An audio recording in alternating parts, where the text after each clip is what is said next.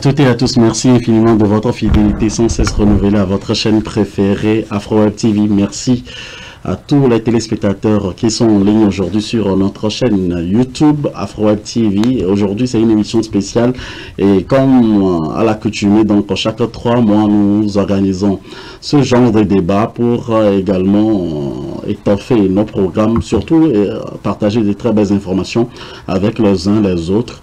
Nous avons invité aujourd'hui pour vous des invités de marque pour parler de votre pays, le Togo, ce pays qui fête 63 ans, et je vais tout à l'heure relever le voile sur l'identité des hommes invités à ce jour pour ce débat, et je m'honore également de leur présence en ligne. Ils seront au nombre de 4, mais pour l'heure je vais vous présenter 3 et le dernier va nous rejoindre plus tard pour cette émission. Pour l'heure, je voudrais tout simplement dire un infini merci à vous tous qui nous soutenez, qui allez partager également cette émission avec les uns les autres sur tous les réseaux sociaux, comme vous savez le faire. Moïse Agbenye à la manette, à la réalisation et à la présentation pour cette émission pour vous. Mesdames, Messieurs, nous recevons dans cette émission aujourd'hui depuis Los Angeles le président de l'Alliance nationale pour le changement de toutes les fédérations ici aux États-Unis, M. Placide Da Silva. Bonjour. Bonjour, comment allez-vous? Nous allons bien, Dieu merci. Merci d'être avec nous aujourd'hui. Alors, par duplex également sur AfroWeb TV pour ce numéro de votre émission, nous recevons Monsieur Forson Koué. Vous êtes analyste politique, on vous reçoit depuis l'Europe. Bonjour Monsieur Forson Koué. Bonjour Moïse. Merci à vous. Et depuis Lomé, il nous fait l'honneur et la gentillesse d'accepter notre invitation. Lui, c'est le président du parti politique Nouvelle Vision, Dr Kodjovi Ton. Bonjour, bonsoir, docteur, comment est-ce que vous allez?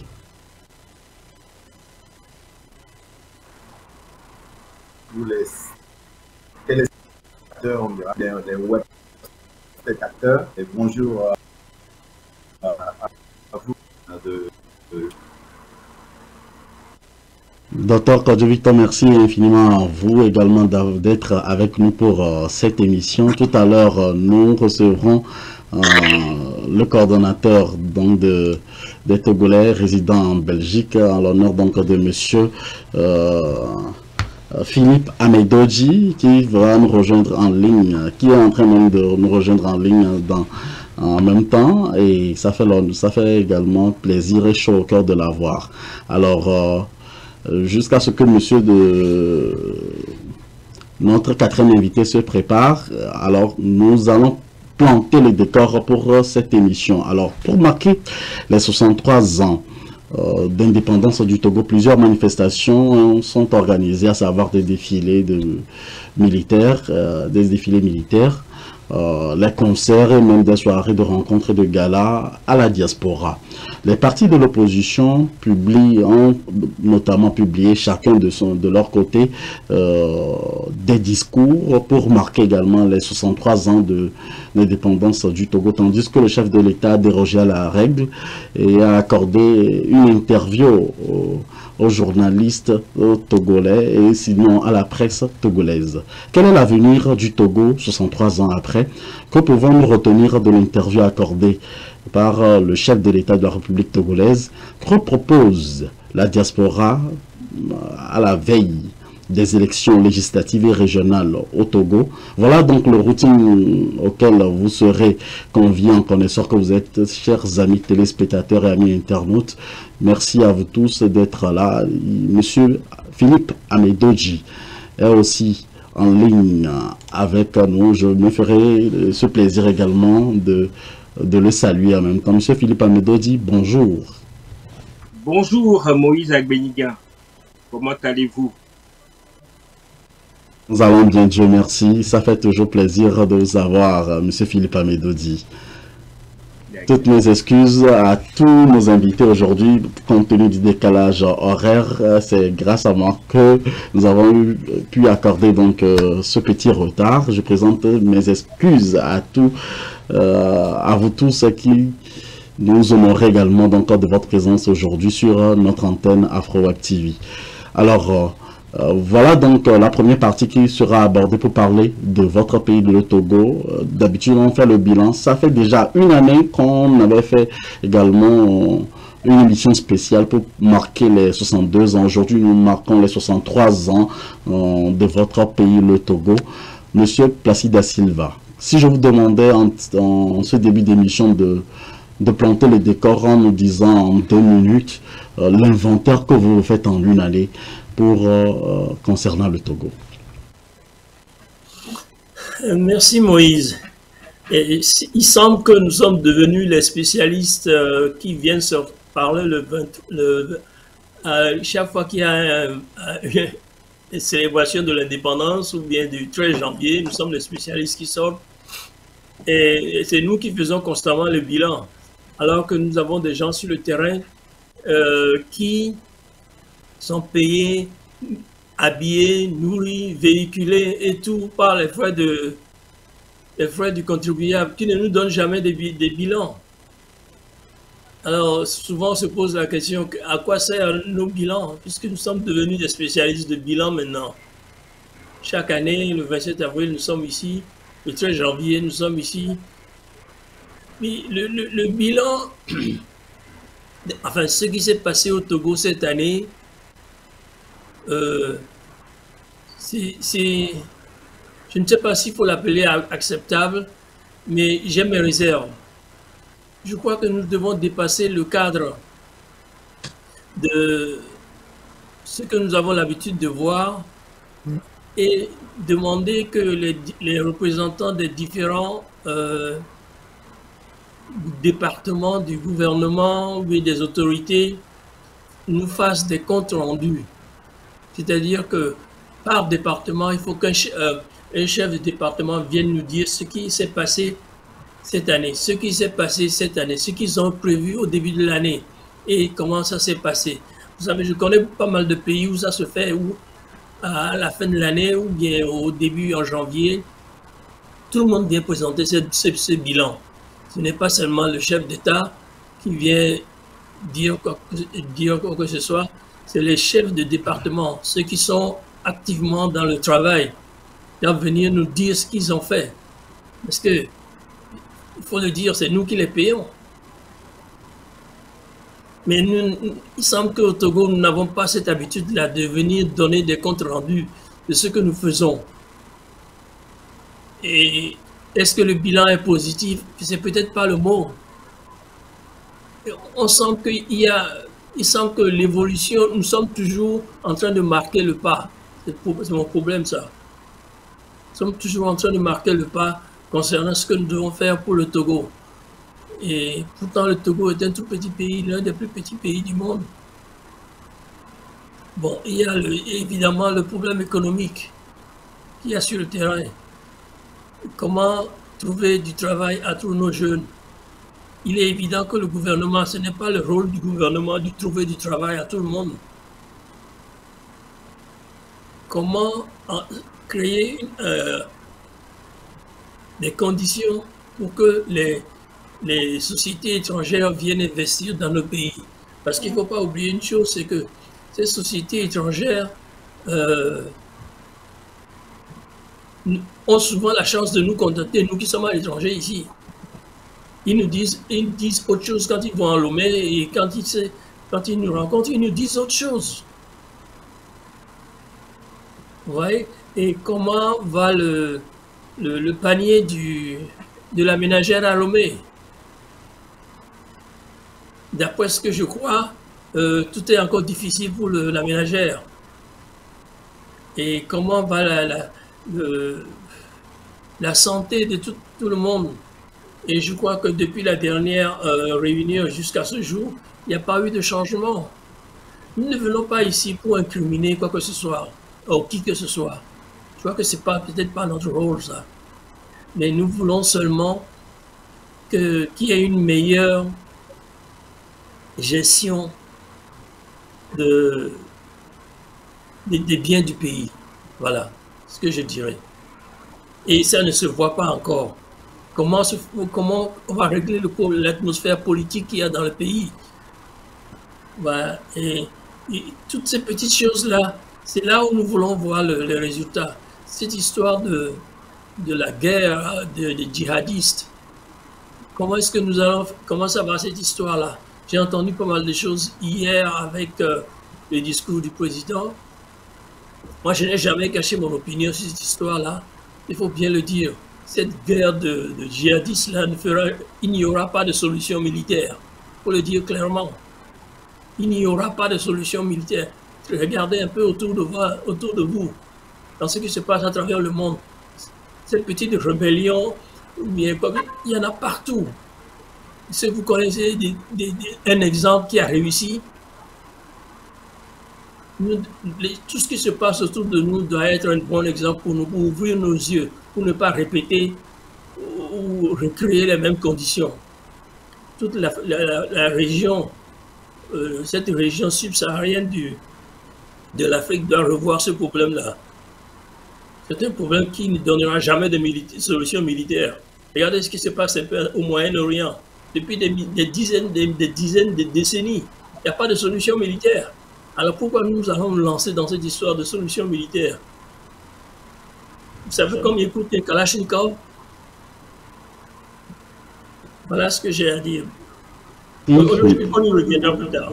Merci, merci, Monsieur Placide da Silva. Alors, je vais faire le tour de table très rapidement. Monsieur Forson Koué, bilan positif ou négatif? Le pays n'a pas changé. Ben, aujourd'hui, je ne vais pas parler de bilan positif ou négatif. Hein. Je vais être concret et je vais rentrer dans le vif du sujet. La question, ce n'est pas une question de l'indépendance d'un pays ou quoi que ce soit. Aucun pays n'est indépendant. Aucun. On est dans un monde de l'interdépendance. Dans un monde globalisé. Donc, cette question d'indépendance, il faut oublier ça. La question que nous devons nous poser, qu'est-ce que nous allons faire? Qu'est-ce que nous proposons pour notre pays? Et la question est là. Qu'est-ce que nous proposons pour notre pays? Et ceux qui dirigent le pays depuis des années, qu'est-ce qu'ils ont fait? Qu'est-ce qu'ils font? Est-ce que ce qu'ils font permet d'affronter les défis qui nous attendent? C'est la question que nous devons nous poser. Nous savons tous que chacun sait qu'il ne suffit pas de faire des tests, mais qu'il faut, avec ardeur, veiller à leur perfectionnement et à leur mise en place, mise en application effective. C'est à cela que nous devons, à présent, nous atteler et en nous posant des questions très simples. La première question, comment mieux assurer la transparence de l'État et la bonne gouvernance?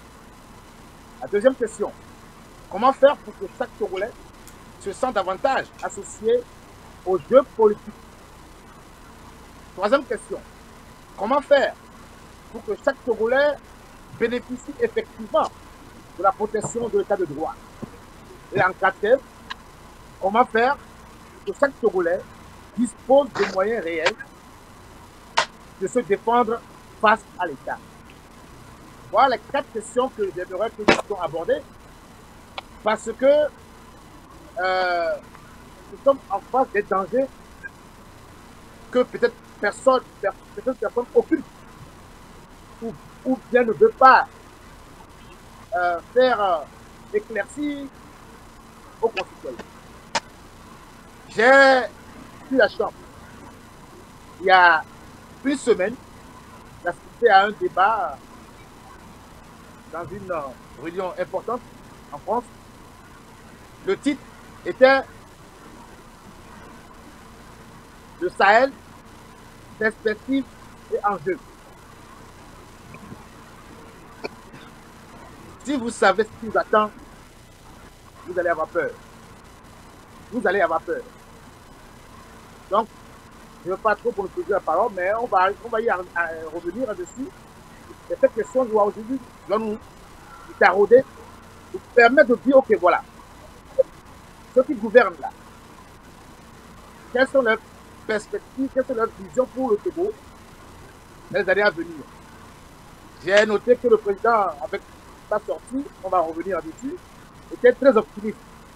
Et je refroidirai son optimisme rapidement. Et quand on va rentrer dans le débat. Et donc aujourd'hui, ce n'est pas une question de dépendance ou de dépendance. Qu'est-ce que nous allons faire pour notre pays? Comment le faire? Parce que vous allez remarquer que chaque fête de dépendance, il y a cette disparité. C'était fait ailleurs, le parti au pouvoir fait ailleurs. Donc, en fait, ça démontre qu'il n'y a pas d'unité dans le pays. L'unité, ça se sent, ça se ressent. Quand vous voyez les partis qui, de gauche à droite, font des communiqués, vous comprenez exactement qu'il n'y a pas de cohésion. Or, dans notre hymne national, c'est insister sur l'unité de la nation. Et c'est l'appel que nos pères de nos indépendances ont donné. C'était de relève bien, bâtir la cité. Mais est-ce que nous sommes appelés à venir bâtir la cité en ce moment où d'autres Togolais sont à l'extérieur depuis des années?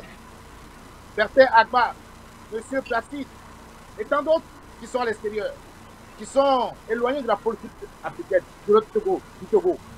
Ces gens-là aujourd'hui, si on ne les associe pas, le Togo ne peut pas évoluer. Donc, je pense que dans ce débat-là, nous allons voir les voies et moyens que nous allons accorder tous pour que nous puissions voir quelles propositions nous pouvons faire pour que nos gouvernants, ensemble, puissent construire un beau pays de Togo. Docteur Kodjo-Victon, et vous qui vivez maintenant au Togo et vous êtes toujours entre deux avions, j'ai l'habitude de le dire ici, vous faites la politique sur le terrain.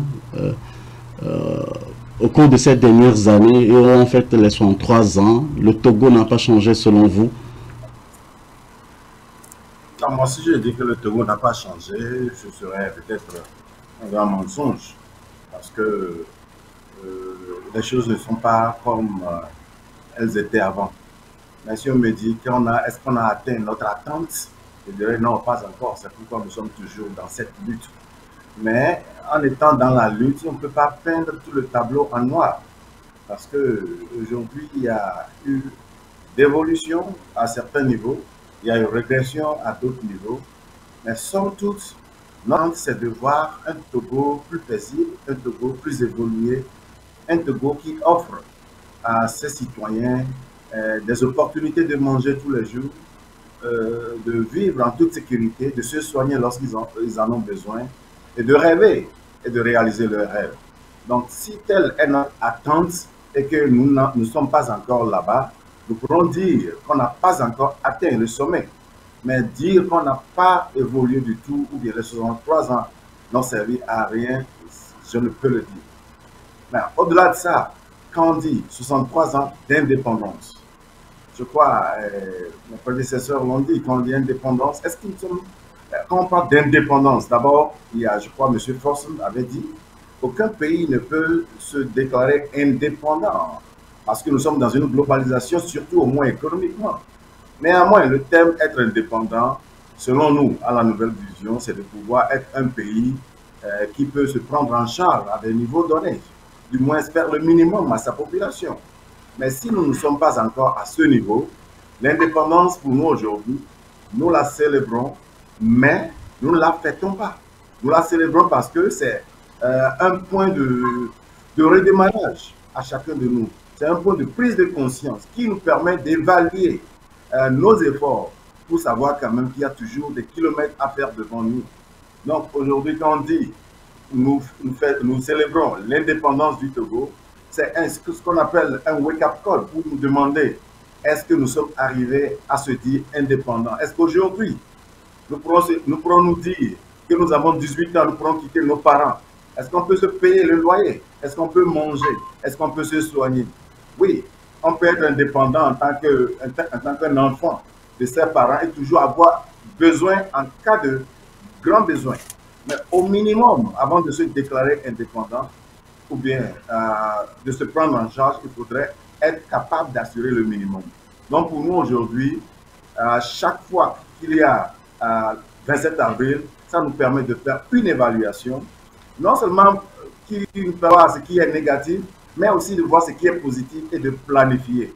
Donc c'est pourquoi on dit aujourd'hui, oui, il y avait eu des années, le Togo était dans une situation économique donnée.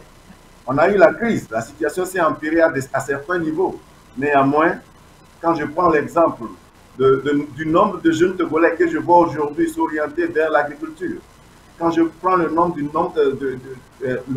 jeunes Togolais qui a changé son langage politique, qui essaie de dépasser les discussions, je dirais, fortes, pour aller dans des discussions orientées, je me dis qu'il y a au moins un changement.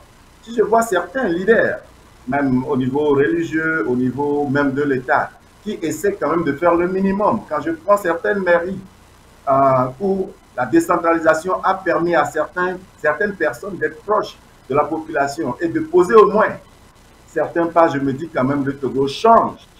Mais quand je revois la situation de la jeunesse, quand je revois les milliers de jeunes à la sortie de leur formation qui sont toujours là, des agriculteurs qui ne sont pas encore accompagnés, des entrepreneurs qui manquent d'activité pour alimenter leurs entreprises, je me dis qu'il y a des kilomètres à faire. C'est pourquoi même dans notre tribune de la dernière fois, nous avons dit la marche de 1000 km commence avec le premier pas. Mais ce que nous avons constaté au moins à la nouvelle vision, nous ne sommes plus au point zéro. Donc nous avons espoir, et c'est cet espoir qui nous donne cette détermination de poursuivre le combat, car nous sommes fiers que très bientôt, ensemble avec la jeunesse togolaise, la femme togolaise et l'homme togolais, nous allons construire un Togo soudé, un Togo émergé, un Togo qui fait la fierté de tous les Togolais. Merci, Dr Ton. Monsieur Philippe Amedodji, vous représentez donc la communauté togolaise en Belgique. Quel est le point que vous faites aujourd'hui, 63 ans après les indépendances au Togo? Oui, merci. Je vais essayer de mettre mes co-débatteurs d'accord, parce que la problématique de l'indépendance, il ne s'agit pas d'inter tous les pays. Aucun pays au monde ne peut vivre en autarcie, hein. Même les États-Unis, où réside notre aîné ici, ben, sa dette publique, la grande partie est détenue par la Chine, que les États-Unis combattent politiquement. Donc, mettons-nous d'accord, nous parlons de la souveraineté politique, c'est-à-dire un État se définit par un certain nombre d'attributs. Ok, avant 60 ou avant 58, le Togo était sous tutelle. Donc,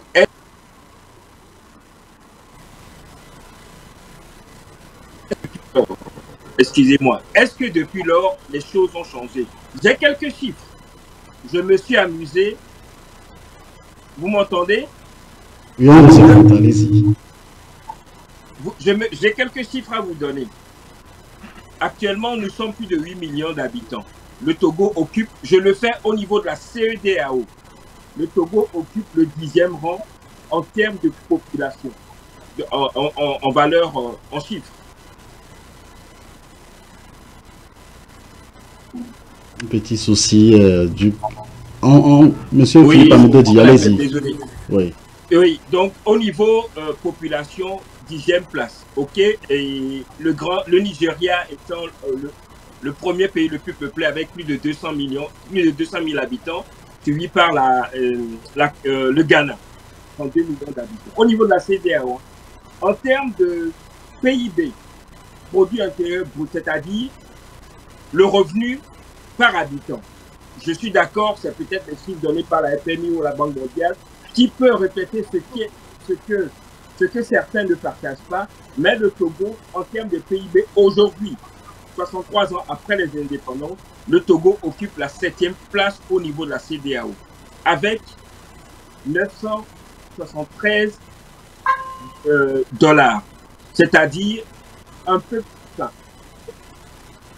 Autour de 1000 francs CFA par jour, par Togolais. Vous ferez le calcul. Maintenant, ce qui est important, c'est le taux de croissance également de ce PIB, c'est-à-dire d'année en année, comment cela croît. Au niveau, pour la moyenne, pour les 14 pays de la CEDEAO, le taux de croissance est de 4,80. Le Togo est à 5,30, ce qui n'est pas mauvais. Mais avec ça, le Togo n'occupe que le 6e rang au niveau de la CEDEAO. Le Togo fait partie des, je dirais, au niveau de la CEDEAO, pratiquement tous les pays, sauf je crois le Libéria, a obtenu son indépendance déjà en 1922, mais tout le reste, c'est soit en 1957 ou jusqu'à 1960. 61 pour Sierra Leone.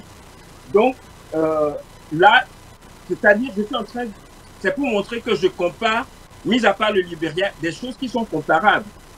Tous ces pays-là ont accédé à leur indépendance, mis à part le Libéria, autour de 1960. Que se passe-t-il encore? Un peu plus loin, en matière d'espérance de vie, qui mesure quelque chose qu'on comprend, c'est-à-dire, lorsqu'un enfant naît aujourd'hui au Togo, combien d'années à peu près, en raison des infrastructures sanitaires et de tout ce qui peut faire le bien-être d'un individu, combien d'années à peu près quelqu'un peut vivre au Togo? Nous avons une espérance de vie au Togo qui est de 61 ans. Okay? Le Togo occupe la 5e place sur les 14 pays de la CEDEAO, ce qui n'est pas mauvais. Sachez que la moyenne au niveau de la CEDEAO, c'est 60 ans. Donc 61 ans, c'est un court avantage, ce qui n'est pas très important. Mais il faut le noter. Et je vais finir rapidement pour vous dire que, par contre, et c'est très important, je vous ai dit tout à l'heure, il faut également une analyse dynamique. J'ai fait le calcul pour comparer l'espérance de vie que le Togo avait à l'indépendance dans les années 60 et aujourd'hui, en 2022, ok? Le Togo, l'espérance de vie au Togo, en 1960, aux indépendances, c'était 42 ans. 42 ans. L'espérance de vie d'un Togolais était 42 ans. Aujourd'hui, c'est à 61 ans. La progression, c'est 42%. Le Togo se situe 12e sur les 14 pays de la CEDEAO. Vous voyez, le premier, c'est le Mali, ok, qui a eu une progression de 97%. C'est-à-dire, ils sont partis de à peu près de 30 ans jusqu'à 58 ans. Donc, on peut dire que les conditions de vie des Togolais s'est dégradées. Ok, lorsqu'on compare à d'autres pays, nous nous situons au 12e, donc avant-dernière place, hein, ok, au niveau des pays de la CEDEAO. Et je termine par un indicateur que beaucoup connaissent bien, ok, c'est l'IDH, l'indicateur de développement humain, l'indice de développement humain. Ici, le Togo, bon, se situe en 2021 à la 3e place avec 0,54. Il faut savoir que plus on s'approche, l'indice de développement humain s'approche de 1, mieux on se porte, mieux les populations se portent. Mais ici, c'est vraiment limite.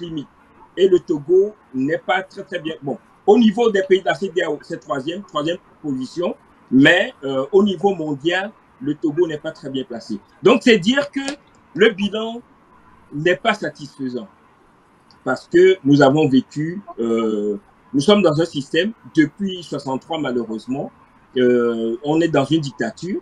J'ai fait également en novembre dernier, et je termine par là, un petit exercice pour savoir un tout petit peu la durée de vie des chefs d'État au niveau du continent, au niveau de la CEDEAO. Tenez-vous bien, en termes de mandat, l'actuel président togolais bat le record au niveau de la CEDEAO avec 4 mandats, suivi par Alassane Ouattara 3 mandats. Macky Sall 2 mandats, mais il s'apprête à faire un 3e. Donc, voilà, le Togo bat des records qui ne sont pas élogieux et je crois que les Togolais, ou en tout cas les gouvernants togolais, doivent se poser des questions par rapport à la façon dont ils sont en train de diriger ce pays-là, ils sont en train de gouverner ce pays. Contrairement à d'autres ici qui estiment qu'il y a des avancées, moi, bon, sincèrement, vous savez, les amis, vous disiez tout à l'heure, une des raisons pour lesquelles Sylvanus Olympe a été tué, assassiné, ok, une des raisons, c'est sa volonté d'obtenir pour le Togo une souveraineté, donc une monnaie. La monnaie qui est également un attribut de la souveraineté nationale. Il a été assassiné. Aujourd'hui, où en sommes-nous? Est-ce que vous avez entendu un dirigeant togolais parler de la problématique du franc CFA? Jamais. Aucun. Ils n'en parlent pas. Même à l'Assemblée nationale, ils n'en parlent pas. Dans d'autres pays, ils en parlent. Au Sénégal, ça fait l'objet de débats au niveau de l'Assemblée nationale. Donc, je crois que il y a un lourd passé, il y a un héritage, il y a des choses qui ne se font pas, qui doivent se faire. Dernière chose, en matière de... Merci. On va revenir dessus. Vous avez dit on va revenir au niveau de Monsieur Philippe Amedodi, le temps imparti a fini. On va revenir dessus. Merci pour votre compréhension. Merci pour votre compréhension. Je donnerai 2 minutes à chacun de vous pour répondre à chaque question. Je n'ai que 3 questions pour chaque partie aujourd'hui, très rapidement.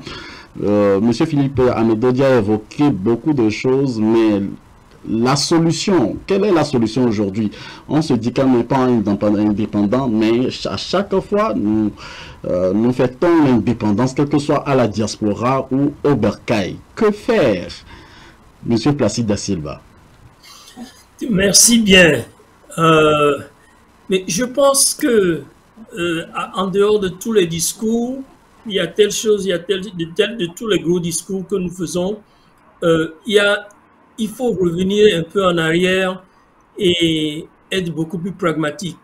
Qu'est-ce qu'il faut faire pour comment gérer différemment le pays? À mon avis, je pense que on ne doit plus parler en général quand il s'agit du Togo.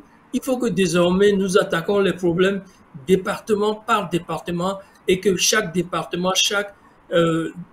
nous apporte des solutions, nous disent que tout le monde s'y attelle à ça, qu'on y va progressivement. Vraiment du management, comme on le fait ici pour les sociétés ou pour les projets. Parce que le projet en général, c'est devenu un peu trop grand et nous n'arrivons pas à l'embrasser. Et il faut donc revenir en arrière et prendre le projet en détail maintenant. Prendre point par point, que ce soit par exemple le problème de la santé, nous allons prendre le problème de la santé cette année. Comment est-ce que nous allons faire pour améliorer la santé de nos compatriotes? Le problème de la souveraineté nationale ou financière, comment est-ce que nous allons faire? Et prendre des choses étape par étape maintenant pour pouvoir en parler tous et avancer. Parce que maintenant, c'est un peu général nos conversations.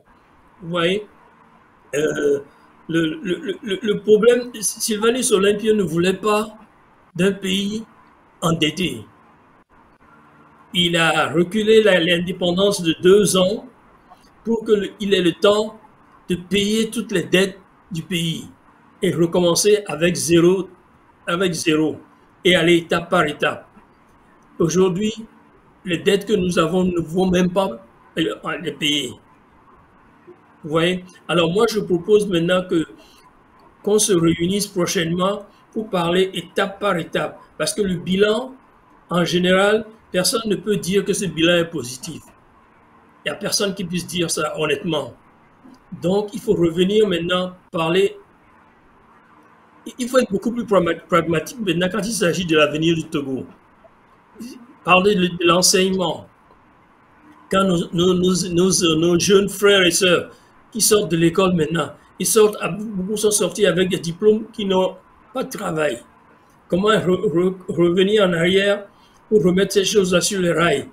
Le problème des maladies, le problème de détournement et tout ça. Comment aller en arrière et remettre les choses étape par étape. Moi, je pense qu'il faut beaucoup plus pragmatique désormais. Puisque nos gros discours ne nous font pas avancer. Nous n'avançons pas. Il faut dire la vérité. Vous pensez que si vous avez un enfant qui a plus de 60 ans, tous les matins, vous allez vous lever pour lui donner à manger? Si cet enfant n'arrive pas à manger de lui-même,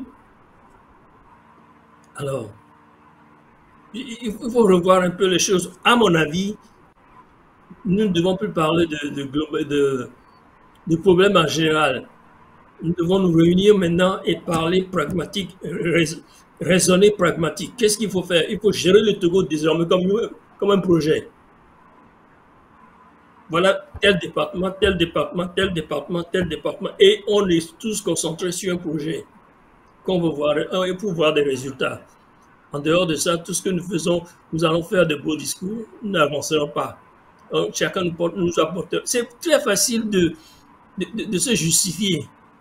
Vous voyez? De se justifier, de nous dire tout ce que on nous a appris à l'école. C'est très facile de faire ces choses-là. Revenons en arrière. Allons-y étape par étape. Et pas par pas. Voilà ce que je propose.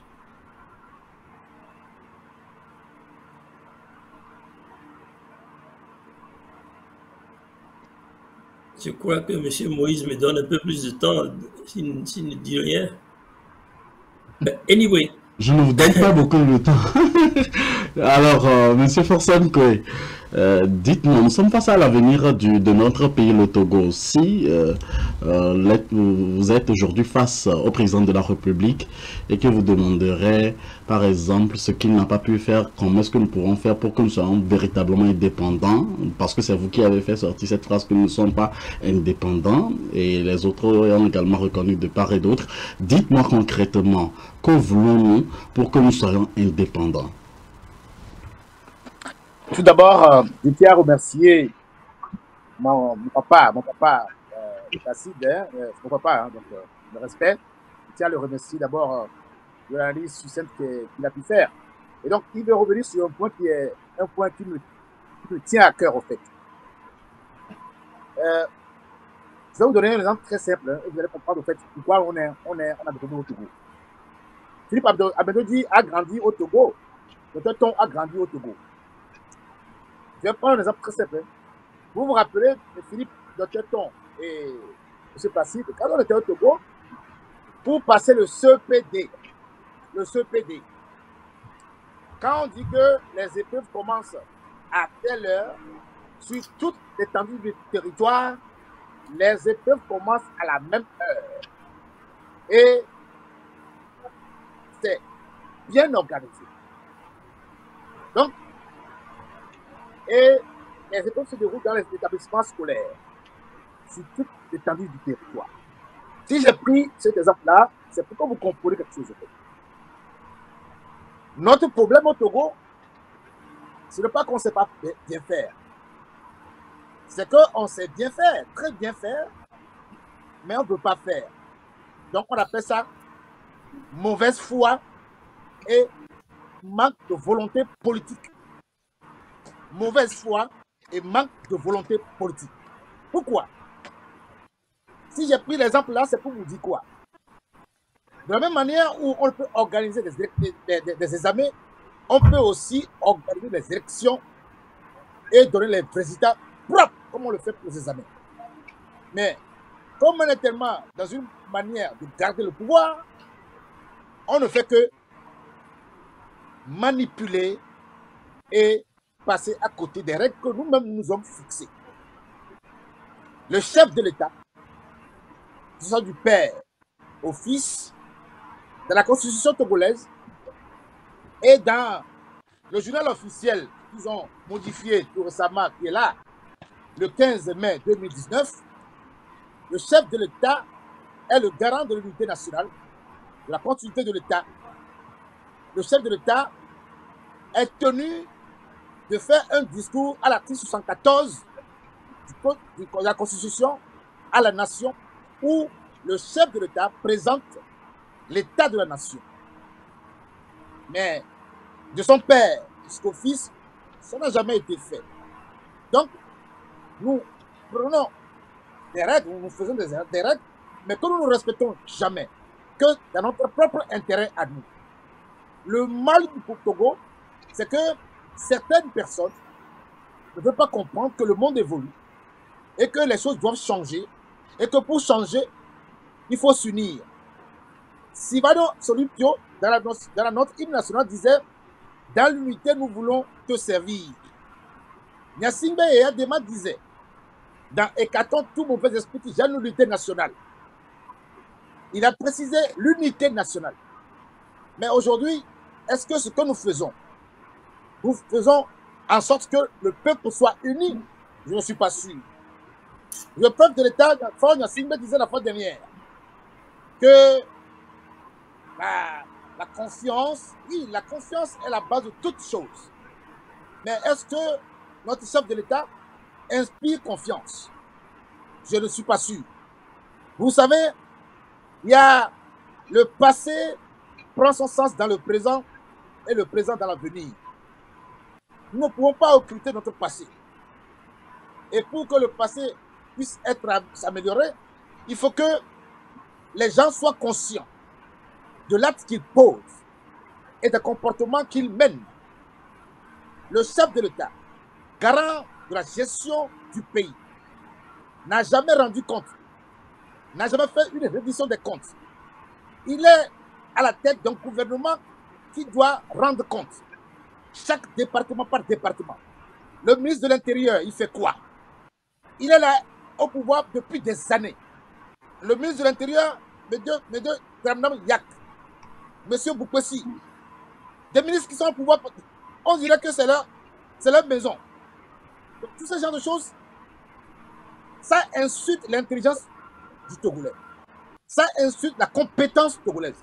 Nous sommes compétents dans tous les domaines. Nous sommes compétents dans toutes les disciplines. Nous sommes, Dr. Ton, meilleur en leadership. J'ai lu votre biographie. Philippe Abedodji, j'ai vu ta biographie. On a besoin de vous. Comment c'est la même personne qui sont toujours là. Quand je prends l'armée, j'ai eu un colonel qui m'a appelé. Il m'a dit ceci. Monsieur Fasson, vous avez raison. Même à l'armée ici, là, ils sont vieux, ils ne veulent pas partir. Ils ne veulent pas laisser les jeunes travailler. Vous voyez? Donc, on a des problèmes. Et pour que ça aille, il faut qu'on fasse une métanoïa, une transformation intérieure de nous-mêmes. En cela, on se trompe et nous nous trompons le peuple. Je vous ai dit que nous avons fait une réunion tout récemment. Je le dis parce que c'est très important ça. J'avais fait sur cette télévision, cette chaîne, je vous ai dit que quand les choses vont s'accélérer, vous allez comprendre. Vous voyez ce qui se passe en ce moment au Mali, vous voyez ce qui se passe en ce moment au Burkina, je vous l'avais annoncé. Que quand ça va commencer à attaquer les villes, vous n'allez pas comprendre. Parce que le plan était ourdi, le plan était planifié pour déstabiliser toute l'Afrique de l'Ouest. Et la base prévue, c'est le Burkina. Et le président vient nous dire qu'il est confiant, qu'il lutte pour la sécurité du terrorisme. Cette question de sécurité est une sécurité collective. Ce n'est pas une collectivité des forces armées. Parce que le Togo a toujours résumé tout avec la force. Mais les forces aujourd'hui dont on parle, elles sont plus puissantes que nos armées. Elles sont plus puissantes en renseignement que nos armées. Ce n'est pas les forces que vous voyez. Ce n'est pas des djihadistes. C'est la main noire qui maîtrise le monde. Et ce que je vous dis là, je dis au président de se calmer et de rappeler la dernière phrase qu'il a fait Idriss Déby avant qu'il parte. J'ai peur pour lui. Je dis bien j'ai peur pour lui. Je pèse mes mots. Il faut qu'il se calme et qu'il fasse attention et qu'il fasse en sorte que le pays soit uni autour de lui. Le pays soit uni autour de lui. C'est en cela que nous allons gagner. Mais si nous croyons que nous resterons au pouvoir éternellement et que nous allons mettre les Togolais à l'extérieur, et ceux qui nous sont favorables peuvent rentrer et construire le pays, nous nous trompons. Vous voyez les 5 de la main, un, je ne peux pas faire.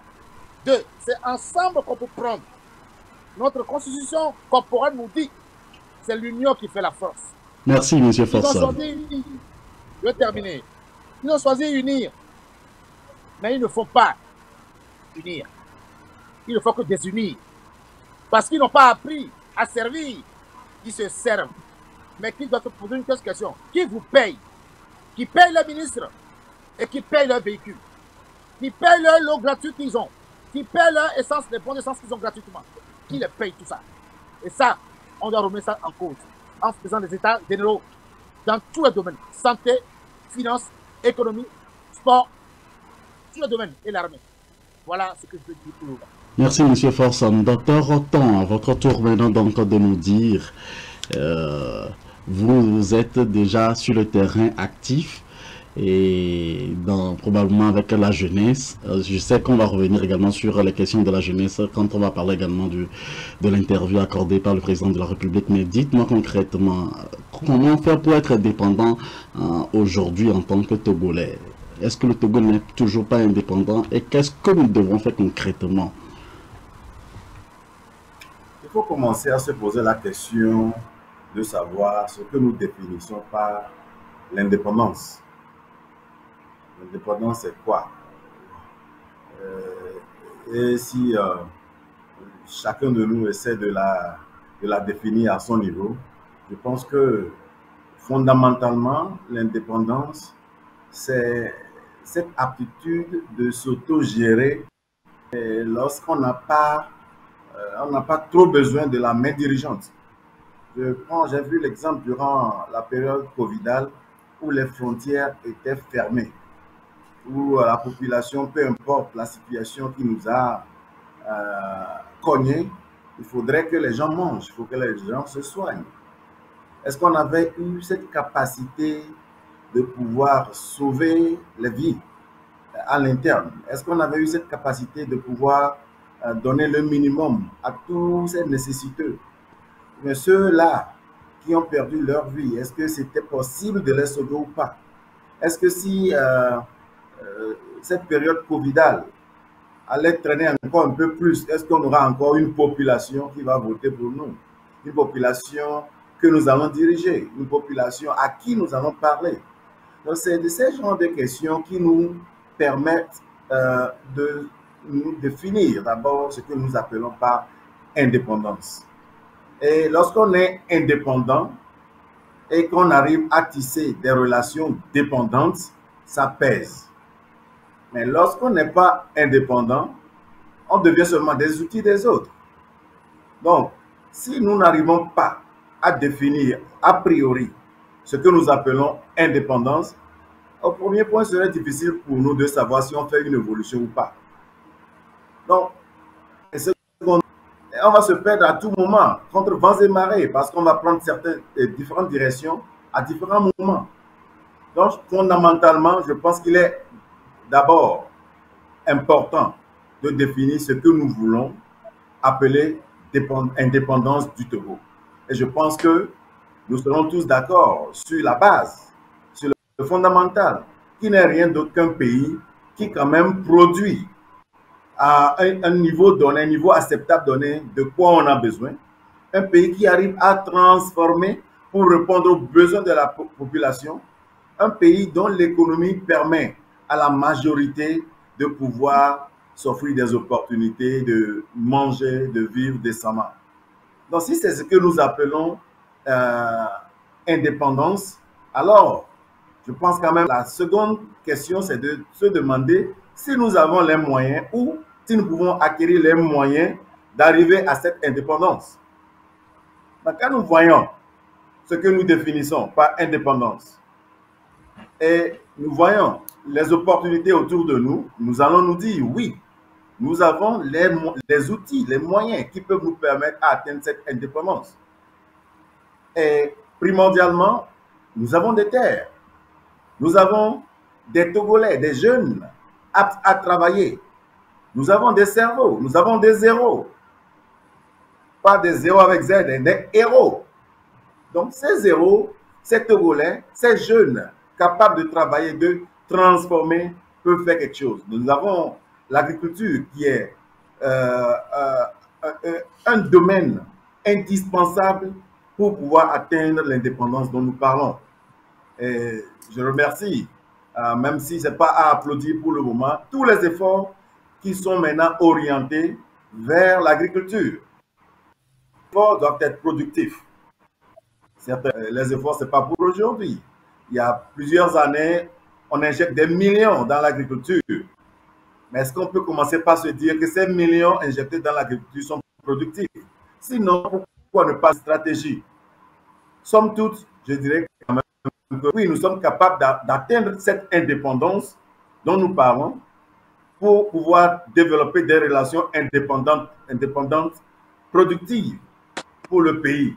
Mais nous avons faussé des bases de gestion des affaires de l'État. Aujourd'hui, il y a plusieurs personnes dans certaines administrations qui ne sont même pas conscients, qui sont au service de la nation, qui, par leurs actions, se disent qu'ils font, ils aident la population, qui, par leur implication, attendent que la population les félicite alors qu'ils ne sont que dans leur mission de rendre service au peuple. Je parle par exemple de quelqu'un qui construit avec l'économie du pays un marché dans un quartier à Vaughan, qui se dit d'être félicité pour ça. Non, on n'est pas à ce niveau. Ça ne nous permet pas d'atteindre l'indépendance dont nous parlons. Nous voulons parler par exemple d'un système de gestion qui permet de réduire la corruption, d'orienter le travail pour que nous puissions atteindre la productivité, de pouvoir être des exemples, des modèles pour la jeunesse, pour aimer le travail. Quand nous aimons le travail, on peut jouir des fruits du travail. Donc, quand nous parlons de cette indépendance, je pense que le Togo dispose des moyens, le Togo dispose des ressources, mais il a besoin d'une nouvelle vision, d'une vision qui va lui permettre d'utiliser à bon escient ces moyens pour atteindre le Togo soudé et émerger, le Togo de rêve de nous tous. Vision vient de nous dire sa vision pour le Togo. Alors, qu'en est-il donc du coordinateur des Togolais de Belgique? En 2 minutes, M. Philippe Amédodi. Je vais essayer de relever le défi. Moi, en termes de perspective pour le Togo ou de solutions à trouver, je le vois sous 3 axes. Le premier, c'est l'axe politique. Dans notre constitution, même charcutée, la dévotion du pouvoir politique se fait à l'issue des votes, libres et transparents. Est-ce que nous avons actuellement, ou est-ce que les dernières années, les élections, les scrutins au Togo ont été faits dans la transparence? Est-ce que la vérité des urnes a été dite et respectée? Non. Donc, c'est un gros problème. L'un de mes prédécesseurs l'a dit tout à l'heure. C'est pas normal qu'au Togo, il y ait encore un délit d'opinion. Que le délit d'opinion soit puni, sanctionné, même sanctionné d'emprisonnement. Et Auré Guimond est la dernière personne, leader de parti politique, qui a été victime de cela. Donc, politiquement parlant au Togo, ça ne fonctionne pas bien, malheureusement. Et nous sommes encore dans une année électorale. Lorsque vous voyez toutes les contraintes qui sont imposées aux formations politiques et aux organisations de la société civile, on se dit que le chef de l'État nous a menti lorsque, dans son discours de début d'année, il promettait une année électorale pacifique au Togo. En termes économiques, Monsieur le docteur Ton, du haut de votre doctorat, sincèrement, vous parlez d'augmenter la productivité au Togo. Lorsque les produits sont mis sur le marché, pour passer le pas du besoin à la demande, il faut du pouvoir d'achat. Combien de Togolais disposent de pouvoir d'achat au Togo? Je sais, M. Placide l'a dit, il ne revient pas à l'État de créer des emplois, mais il revient à l'État de créer des conditions pour que des entrepreneurs au niveau de la classe privée créent des activités, créent de la valeur, créent de la richesse. Richesse sur laquelle d'ailleurs l'État peut, à travers le mécanisme de taxation, peut financer des travaux publics, la construction des routes, la construction des hôpitaux et des écoles. Il n'y a pas de pouvoir d'achat. Le Togolais ne dispose pas de pouvoir d'achat. Donc vous courez vraiment dans le vent. Si vous améliorez, c'est une bonne chose, hein, d'alléger le poids physique que représente l'agriculture sur nos populations actuellement. Ce qui impacte d'ailleurs leur espérance de vie. Mais il faudrait en même temps que vous qui espérez diriger le pays demain, d'une façon ou d'une autre, pensiez également qu'on ne peut pas. On a vu combien en ADEB ou bien il y a plein d'institutions qui font des prêts aux jeunes. Les jeunes produisent, mais ils ne trouvent pas d'acquéreurs. Donc il faut à un moment donné en être conscient. Dernièrement, je termine par là, le volet social. Je donne un exemple récent. Le projet Novici, qui a consisté à faire ce qu'on appelle la redistribution, donc la dotation d'argent pour les populations les plus démunies. Il faut présenter sa carte d'électeur pour en bénéficier. Ça, c'est l'inclusion.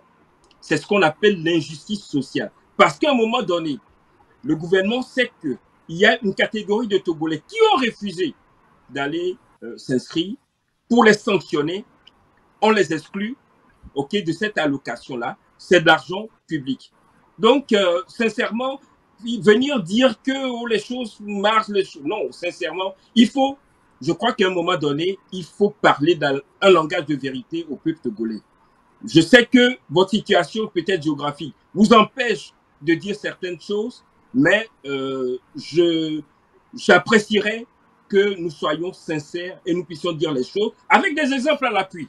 Merci. Merci à tous et à chacun de vous. Nous allons nous ressourcer 30 secondes et revenir juste après et aborder donc l'une des parties les plus intéressantes. Et je sais que Dr Ton vient d'être interpellé, mais je lui donnerai également le temps donc de répondre. On fait le break, on revient juste derrière. Chaque semaine, la rédaction d'Afro Web TV vous propose un